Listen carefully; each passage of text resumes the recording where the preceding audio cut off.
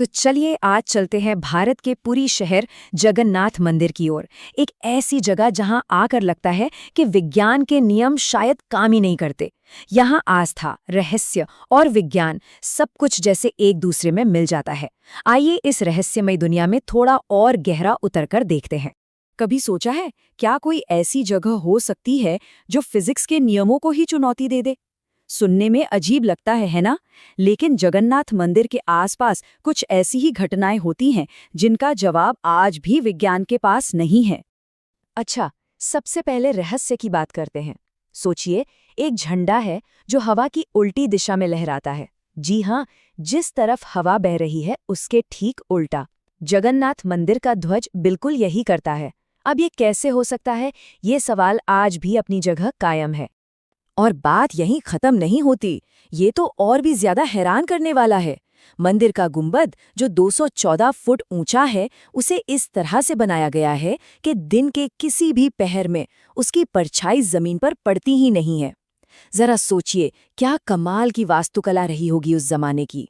और हाँ, एक और अजीब बात, मंदिर के ठीक ऊपर का जो आसमान है ना, वो एक तरह से नेचुरल नो फ्लाई जोन है। हम सब ने मंदिरों पर पक्षियों को बैठे या उड़ते देखा है ना? पर यहाँ मंदिर के गुंबद के ऊपर से एक भी पक्षी उड़कर नहीं जाता, कभी नहीं।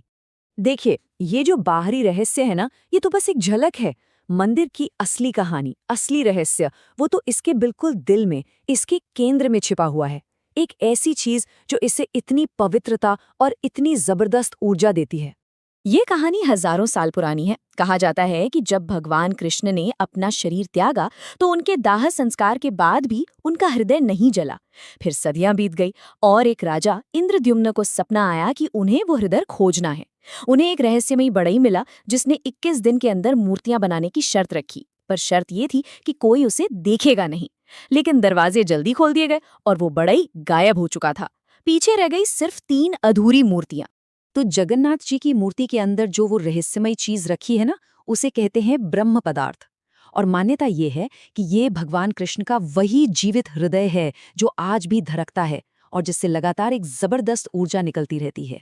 लेकिन एक सवाल उठता है, मूर्तियां लकड़ी की क्यों हैं, पत्थर की क्यों नहीं? देखिए, साइंस के हिसाब से पत्थर और धातु एनर्जी के अच्छे कंडक्टर होते हैं, मतलब ऊर्जा को फैलाते हैं, जबकि लकड़ी एक इंसुलेटर है जो ऊर्जा को अपने अंदर रोक के रखती है। तो माना ये जाता है कि ब्रह्म पदार्थ की उस शक्तिशाली ऊर्जा को संभालने के लिए, उसे समाहित रखने के लिए ही मूर्तियों को लकड़ी से बनाया गया।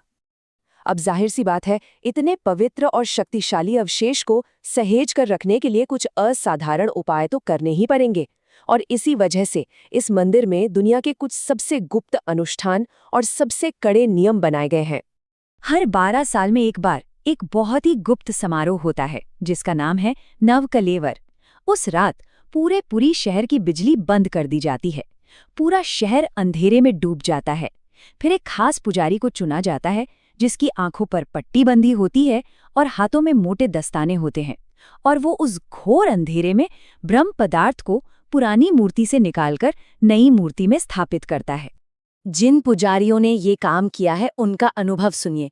वो कहते हैं कि जब उस पदार्थ को हाथों में लेते हैं तो ऐसा महसूस होता है जैसे कोई जिंदा खरगोश हाथ में उछल कूद कर रहा हो। ये बात इस विश्वास को और पक्का कर देती है कि वो अवशेष आज भी जीवित हैं। तो इतनी ज्यादा गोपनीयता क्यों बढ़ती जाती है?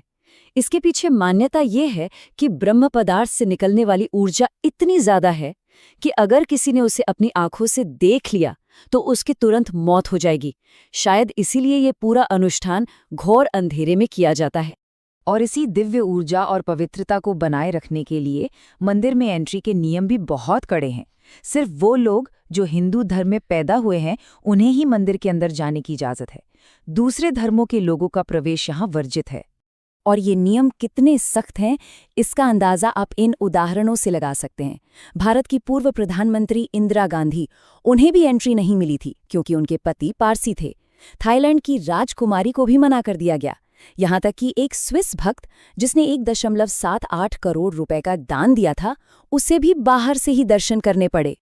लेकिन साल में एक बार एक ऐसा वक्त आता है जब मंदिर की ये सारी दीवारें और ये सारे नियम पीछे रह जाते हैं। ये वो वक्त है जब भगवान खुद अपने भक्तों से मिलने के लिए मंदिर से बाहर आते हैं। और ये अवसर होता है विश्व प्रसिद्ध रथ यात्रा का, एक ऐसा भव्य त्योहार जो पूरे 9 दिनों तक चलता है और पुरी की सड़कों को जैसे आस्था के एक समंदर में बदल देता है। इस त्योहार की सबसे खास बात ही यही है, भगवान जगन्नाथ अपने भाई बलभद्र और बहन सुभद्रा के साथ मंदिर के अंदर से बाहर आते हैं, बड़े बड़े रथों पर बैठते हैं और अपनी प्रजा के बीच सबको दर्शन देने के लिए शहर की यात्रा पर निकलते हैं। तो ये त्योहार एक पुल का काम करता है। रथ यात्रा के समय कोई धर्म, कोई जाति, कोई देश का बंधन नहीं होता। वो लोग भी जिन्हें पूरे साल मंदिर में एंट्री नहीं मिलती, वो भी सड़क पर आकर अपने भगवान के दर्शन कर सकते हैं। ये एक तरह से सबको साथ लाने का एक बहुत बड़ा प्रतीक है। तो ये सारी चीजें, मंदिर के रहस्य, वो गुप्त अनुष्ठान, कड़े नियम और फिर ये सबको साथ लाने वाला त्योहार, ये सब मिलकर एक ऐसा सिस्टम बनाते हैं जिसने हजारों सालों से इस विरासत को जिंदा रखा है। सोचिए, ये सब कैसे एक दूसरे से जुड़ा है। जो रहस्य हैं वो लोगों में श्रद्धा जगाते हैं, जो ब्रह्म पदार्थ है वो इन सभी परंपराओं का कारण है, जो कड़े नियम हैं वो उस पवित्रता की रक्षा करते हैं, और फिर जो रथ यात्रा है वो भगवान और लोगों के बीच के उस रिश्ते को पक्का करती है। ये परंपरा और सबके लिए पहुंच का एक बहुत ही अनोखा संतुलन है। और ये सब हमें एक बड़े सवाल पर लाकर छोड़ देता है कि आज की इस बदलती हुई दुनिया में क्या हजारों साल पुरानी आस्थाओं को बचाए रखने के लिए ऐसी सख्त परंपराएं जरूरी हैं? ये एक ऐसा सवाल है जिस पर सोचना तो बनता है।